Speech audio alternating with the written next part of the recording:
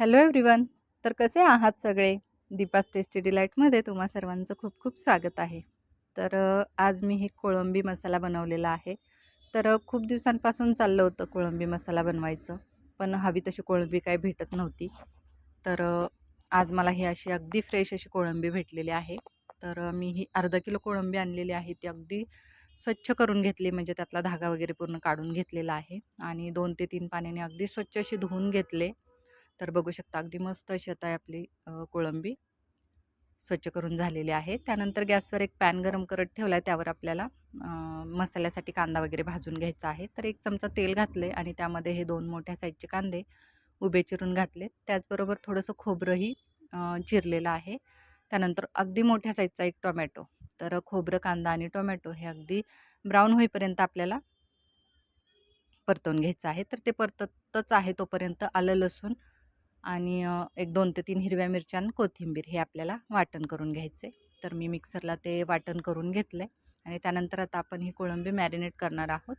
तर त्यासाठी मी अर्धा चमचा हळद घेतली, 1 चमचा मीठ घातले. त्यानंतर हे कोकम आहे, तर ते मी एक 10 मिनिटं कोमट पाण्यामध्ये भिजत घातलं होतं. तर 3 ते 4 तुकडे कोकमचे आहेत, ते मी भिजवले होते. तर ते क्रश करून आपल्याला पाण्यासहित ते घालायचं आहे. त्यानंतर हे आलं लसूणचं वाटलेलं वाटण आहे, ते मी घालणार आहे आणि छान असं आपल्याला हे कोळंबीला चोळून एक 15-20 मिनटं तरी छान साईडला ठेवून द्यायचं आहे. त्यानंतर आता बघू शकता तुम्ही आपला कांदा टोमॅटोही छान असं भाजलं गेलं आहे. तर आता ते आपण मिक्सरच्या भांड्यामध्ये काढून घेऊयात आणि ते आपल्याला थोडंसं थंड करून घ्यायचं आहे. त्यानंतर ते आपल्याला वाटून घ्यायचं आहे. तर आता हे जे आहे ते मी मातीचं भांडं नवीनच आणलेलं आहे. याचा व्हिडिओ मी तुमच्यासोबत शेअर केलेला, मी मातीची भांडी घेतलेली. तर त्याचं प्रोसेस सांगितली होती दुकानवाले दादा आहेत त्यांनी, की 24 तास आपल्याला हे पाण्यामध्ये भिजवत ठेवायचे. त्यानंतर पूर्णपणे कोरडं करून घ्यायचे आणि नंतर मग आपल्याला हे वापरायचे, म्हणजे मग ते छान वापरण्यात येतं. तर त्यानंतर मग मी आता ते गॅसवर ठेवलेलं आहे. त्यामध्ये 3 ते 4 चमचे तेल घातले, 2 तमालपत्र घातलेत आणि थोडासा खडा मसाला घातलेला आहे. त्यामध्ये त्रिफळा आणि वेलची, लवंग, मिरी आणि दालचिनी हे घातलेलं आहे.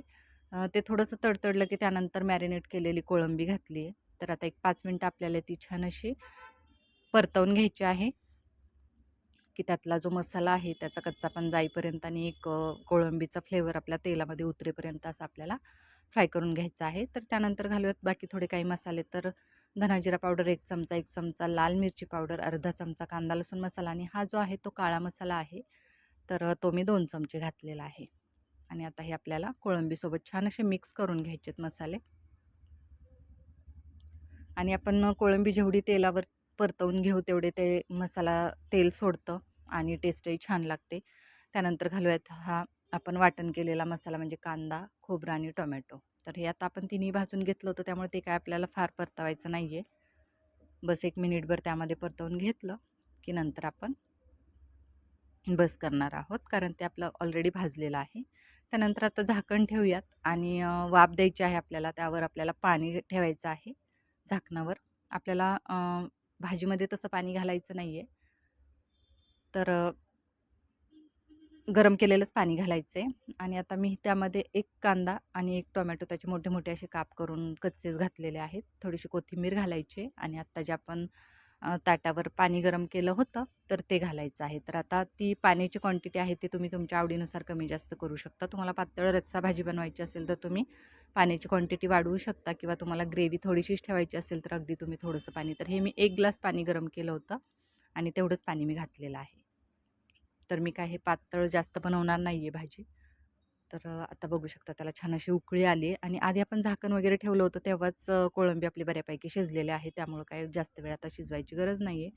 थोडासा दाटसरपणा आला की आपण ते आता काढून घेणार आहोत.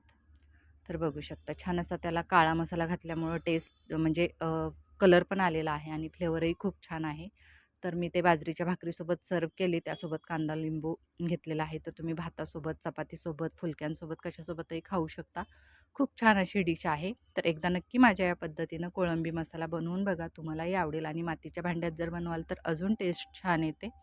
तर मी बनवलेली ही कोळंबी मसाला कसा वाटला नक्की सांगा. लाईक, शेअर, सबस्क्राईब करा. थँक्यू.